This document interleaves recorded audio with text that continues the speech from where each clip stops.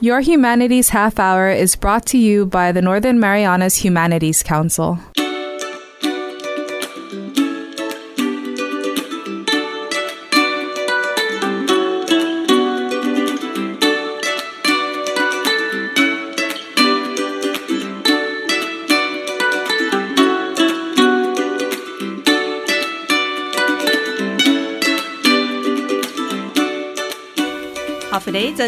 Welcome to your Humanities Half-hour. I'm Catherine Perry.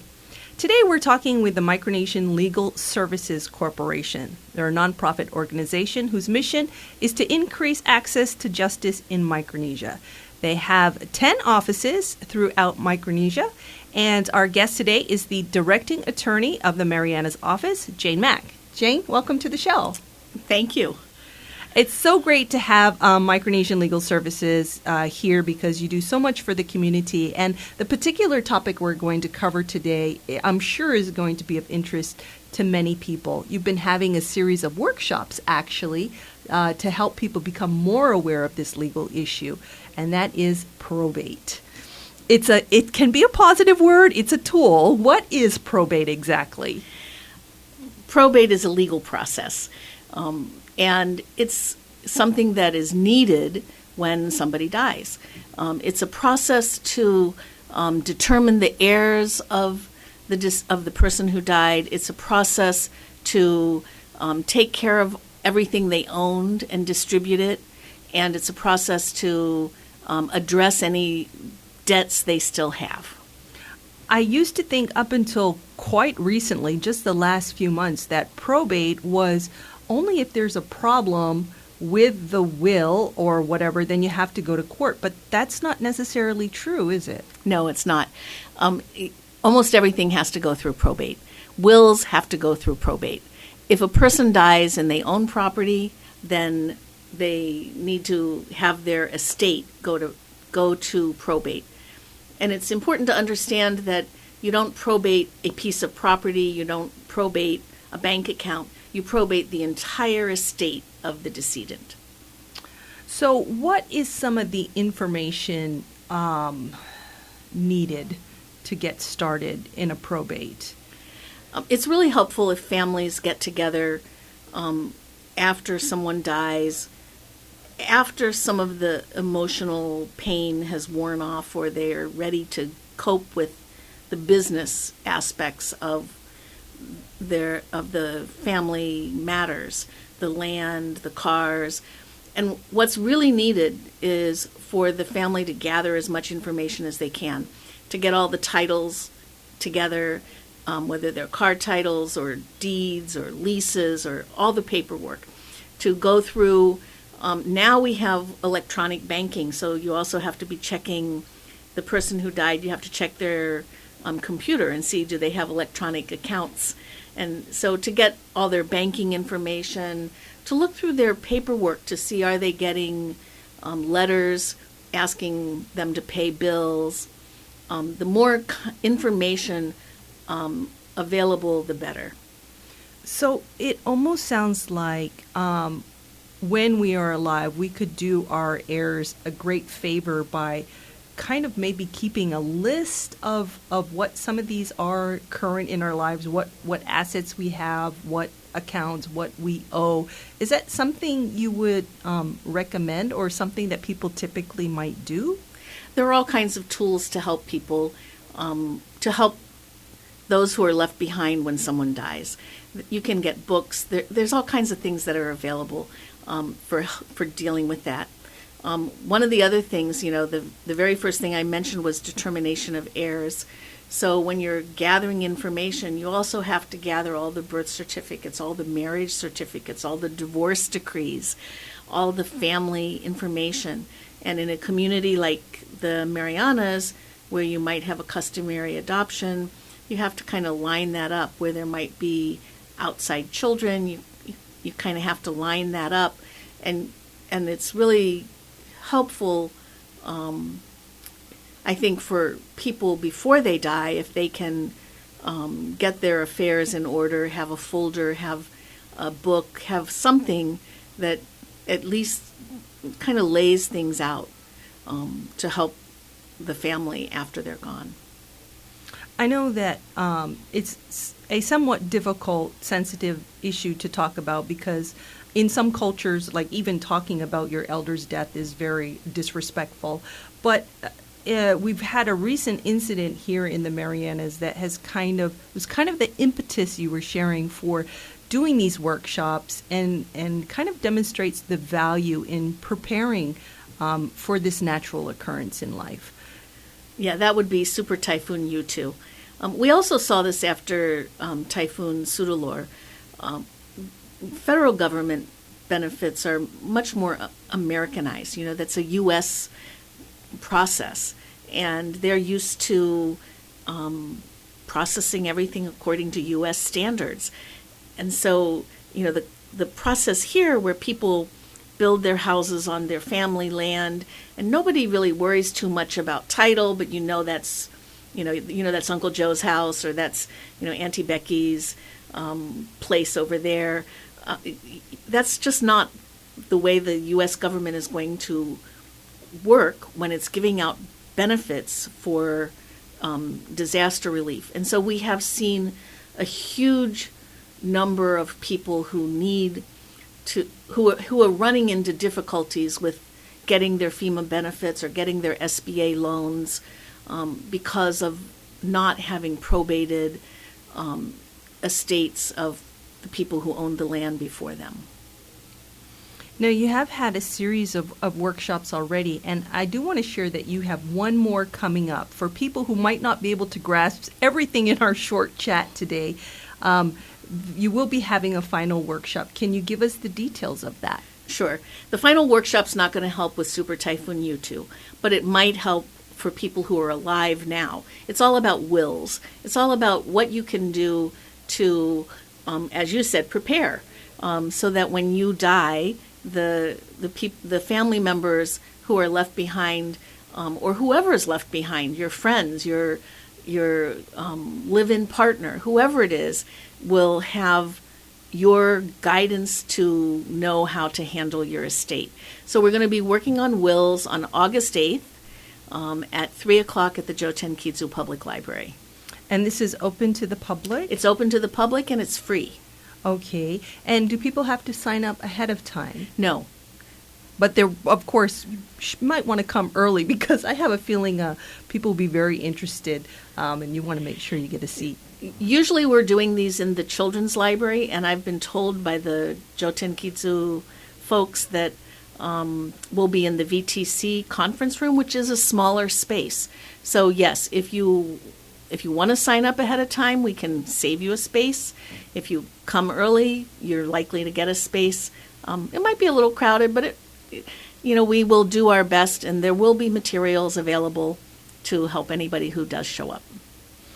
Okay, so getting back then to the process of the probate, what is typically the first step after somebody passes away as far as dealing with the court? The first step is not to deal with the court. The first step is to have the family come together and have family meetings, kind of talk about what their feelings are, try and sort out everything. And it's best if the family can decide who among them is going to be the point person, who's going to be the organizer, who's going to keep all the information. And that doesn't mean that the others shouldn't also have copies of that information, but there should be one person who gathers all the documents, gathers all the information about who are the heirs, who are the children, where are the birth certificates, where are the marriage licenses, where are the divorce decrees, somebody who has all the paperwork on what was owned and what debts there are. And once the family kind of agrees on the person who's going to be spearheading it and gathering all the information, the process, I think, becomes easier because now the family can support that person as they work through the process. Would this person be considered the executor of the estate, or is that another position? Okay, executor is the name of the person who handles it if there is a will and they are appointed by the will. For where there is no will, it's called an intestate probate, and the person's called an administrator. And the family might agree that this person will be the one to seek to be appointed as the administrator, but just having somebody there is really helpful. And you can have more than one person. You can have two people, and everybody should ask for copies. But at the beginning of the process, it's all about having somebody who is calm, honest, and organized. And all they have to do to qualify as an administrator in the CNMI is they have to live here, and they have to be 18 years or older. Okay. I would imagine that for some families, upon death, there would be expenses that, in many cases, unexpected expenses. And I noticed in one of your workshop topics, you mentioned about accessing bank funds. Is that anyhow related to or is probate related at all to getting money to pay for funeral expenses, or is that something the family would need to find a means to do outside of the probate process? Most families, I think, are doing it outside the probate process, but the accessing bank funds, we have a CNMI statute that allows banks to release up to $5,000 from a decedent's accounts. So if a decedent has 5 accounts at the bank, it's still only $5,000. It doesn't matter how many accounts there are or how much money is in those accounts. Each bank could release up to $5,000 upon a request to the next of kin, but they're not required to. And so this really depends on whether the banks are willing to do it. But if the bank is willing to do it, it is a way that the family can get a little cash, if there is money in the estate, if there is money in the bank, to help with those kinds of expenses. In the probate process, if there's money in the estate, eventually all of those debts can be covered, including funeral expenses, which are not the expenses of the decedent, but they are the one thing that is allowed after the decedent dies. I see. So we do want to talk a little bit more about the entire procedure, and especially how Chamorro and Carolinian customs may relate to probate. But before we go to break, could you share with us, based on your experience, your baseline advice to people about how to, maybe some common pitfalls to avoid, best practices, how to make the probate process as smooth as possible? I think the primary thing is not to be afraid of it and not to wait forever and ever and ever. Because the sooner you do it, the more information is available, the more people are still alive, the more people still remember. And it's very hard to do a probate 20 years later or 30 years later because you might be missing important information. So it's really important, don't be afraid of the process. And you're probably going to need an attorney. There are a few people, I think, who could handle simple probates on their own, but it's a complex area of law, and I think it's always better to get legal advice. And you know, you realize you're going to keep track of things and make sure your attorney has all the information, because you can't get good advice if the attorney doesn't know everything. Our guest today is Jane Mack from Micronesian Legal Services Corporation, and we'll be back after this break. Did you know that you can donate up to $5,000 to the Humanities Council through the CNMI Education Tax Credit Program? Donations from individuals and corporations qualify and can be used to offset your local wage and salary tax, BGRT, and earnings tax. Call our office at 235-4785 to see how you can support humanities programs in our community and obtain a tax credit for your donation. Sizuus Maasi, Olomai, and thank you. Welcome back to your Humanities Half-hour. We're talking probate today with Micronesian Legal Services Corporation. Jane Mack is the directing attorney of the Marianas office. Jane, can you share with us some of the information you have about how probate will be related to home reconstruction from Super Typhoon U2? Sure. in order for anybody to build on their property, they probably are going to need loans because it's expensive to build your house. And so you need a loan. In order to get a loan, you need to put up security. In order to get a mortgage, you need to show title. And in order to get title, you have to have probate if the property was owned by someone before you. And this is where we're seeing that in Super Typhoon U2.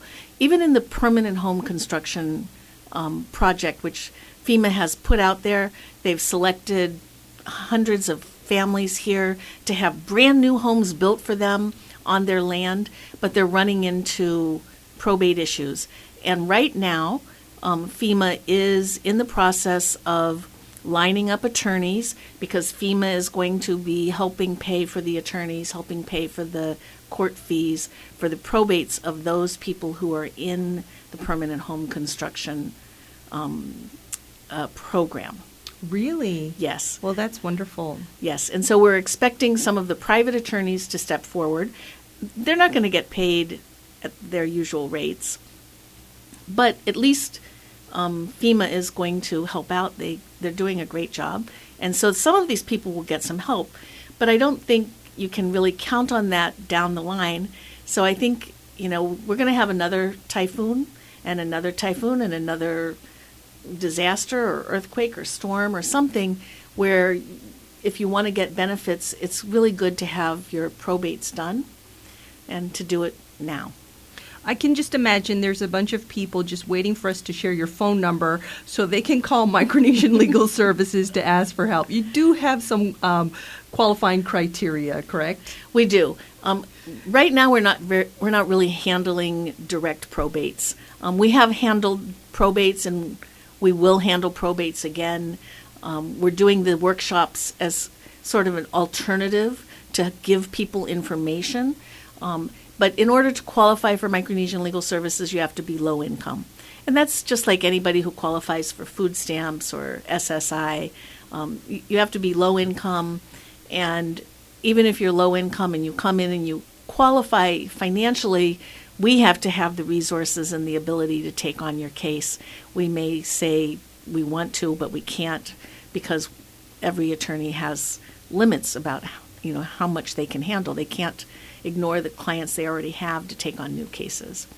So for people who want to know, our phone number is 234-7729.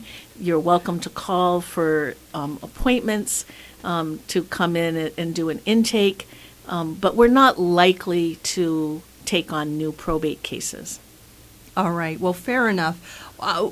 Going through the probate process takes let's just say in an ideal world where things go well, or an average, how long does this process normally take? If it's a limited estate, which is less than $10,000, where the first $5,000 is exempt or can be distributed under the statutes that allow for exemptions, and there's no land. If it's only personal property and it's less than $10,000, you can do a limited estate in the time it takes you to talk to the attorney, have the papers prepared, filed at court, and the judge will review them without even having a hearing usually. Sometimes he'll have a hearing, and you might get it done within a month. But if it's a regular estate, if there's any land, it has to go to regular probate, and then it just can take a long time. In a really good, smooth probate can be done in a year, maybe even less. Maybe if everything was really, if you had all your documents together and everybody in the family is agreeable and you've got an attorney who can not get sidetracked by other work or other obligations or whatever comes up, and the court can schedule you in time, you might be able to get it done in 6 months. But I would think a year is a more likely smooth probate, and most probates take more than that. Can you share with us how traditional inheritance customs for the Chamorros and Carolinians influences probate in the court? Yeah, the Santa Maya is very interesting because in most jurisdictions in the United States, you have one set of laws, but the CNMI legislature tried to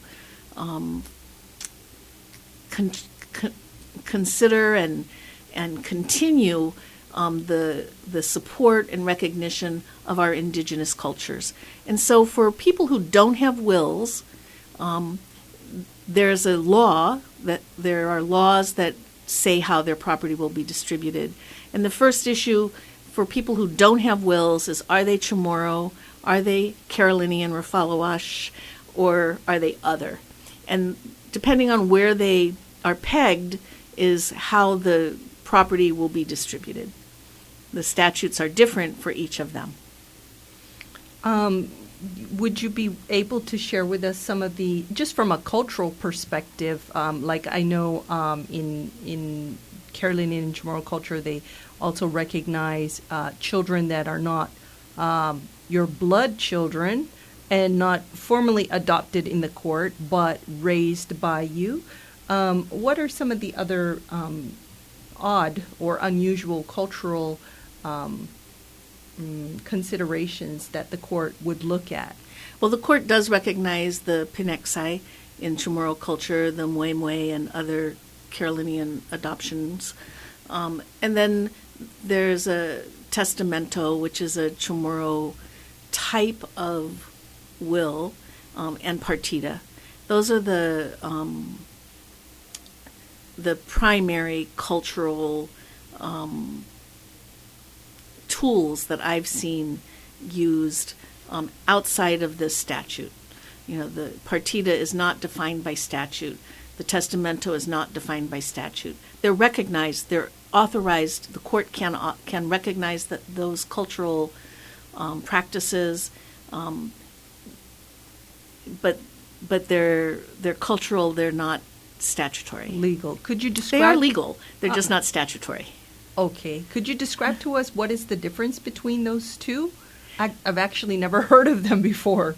Partida is a Chamorro custom where typically the head of the house, usually the father, gathers the family together, has his wife there, and says, I'm giving all the farmland to these 3 sons, and you're going to get this part, and you get this part, and you this part, and daughters, you're getting the city land here, here, here. And so it's like a family meeting where the head of the household distributes all the property that he owns, as well as what his wife owns, and everybody is on board, knowing ahead of time how he wants things done after he dies, after they die. The testamento is a Chamorro will, and I'm not very familiar with that, but it is recognized, and so I'd have to do a little more research to speak on it with any authority. And speaking of wills, we do want to invite again everybody to your next workshop on August 8th. Right. About wills. It'll be at the Joeten Kiyu Public Library at 3 p.m. 3 p.m. In summary, if you could give your best opinion, I will say opinion versus advice, which sounds like legal advice, which we're not giving here, correct? Correct. Your best opinion to people to help them go through this process smoothly. Could you summarize again the highlights of the process? The process is really the family getting together and having their information, and then it gets filed in court. There are notices that have to be given to every heir, every potential heir, anybody who might have a claim, creditors, any creditor who might have a claim. Those notices sometimes must be published, especially the notice to the creditor. There's a hearing that appoints the administrator or the executor. And then there's a period where that person has to put together their written lists of what's in the inventory and how they think the heirs are, who the heirs are, and how everything should be distributed. And there will be a final hearing. There might be hearings in the middle along the way to determine whether children are Pinexai, whether they're entitled under the custom of Poksai to inherit, or Muemue, and at the end there'll be a final distribution. And if it's a large estate, there may also be an accounting. In the meantime, there may be, some people own rental property, money's coming in, there's like businesses that still have to be operated. There can be very complicated aspects to it. But the process, the most important thing for people to face is don't be afraid. Get all your information together, talk to each other, and hold people accountable. Make sure you have copies. When you go to court, stand up and put your name on the record that you want to be included in all the notices so you don't miss out on what's happening. Because really, if you got notice and you don't tell the court, I want the next notice, you're not going to get the next notice. So you want to be participating and don't be afraid. Well, it's unfortunate that we don't have more time to talk about it, but it's really nice that you've kind of given us a framework for hopefully people to feel more confident about the procedure, to understand that it is a procedure and there are a bunch of steps, but this is the normal way it goes, and the more cooperation and support the family can give each other, it sounds like the easier the probate process will be. Right. And there's always somebody in the family who doesn't get along. And even then, I just want to say, don't be upset with them. They have their own perspective. They have their own reason to do what they're doing, and the court will sort it out and get the information. So everyone should have a voice, even the troublemaker family member, the one who doesn't necessarily get along. They're part of the family. They belong there. They need to be heard. That's a wonderful thought. Do you have any other closing thoughts or advice before we go? No. Come to the workshop on August 8th. And the good news is hopefully this might be repeated in the future and videotaped, or that's a plan. We will be putting on more of these workshops to finish in Tinian and Rota. Our last one in Saipan is this coming Thursday, but we're still doing them in Rota and Tinian to catch up. And then when we're done with all of those, hopefully we will repeat the whole cycle, and if we can, videotape them, get them online. All right. Well, our guest today has been Jane Mack, the directing attorney of the Marianas Office of Micronesian Legal Services. Come out to their workshop on August 8th at Joeten Kiyu Public Library, 3 p.m. Jane, thank you so much for your time, and thank you for all the work that Micronesian Legal Services is doing. Thank you. We'd love to hear your thoughts on today's show. Contact us at nmhcouncil.org or on Facebook at 670 Humanities. If you'd like to hear previous Your Humanities Half-hour shows, subscribe to the Northern Marianas Humanities Council YouTube channel. This has been Your Humanities Half-hour. I'm Catherine Perry.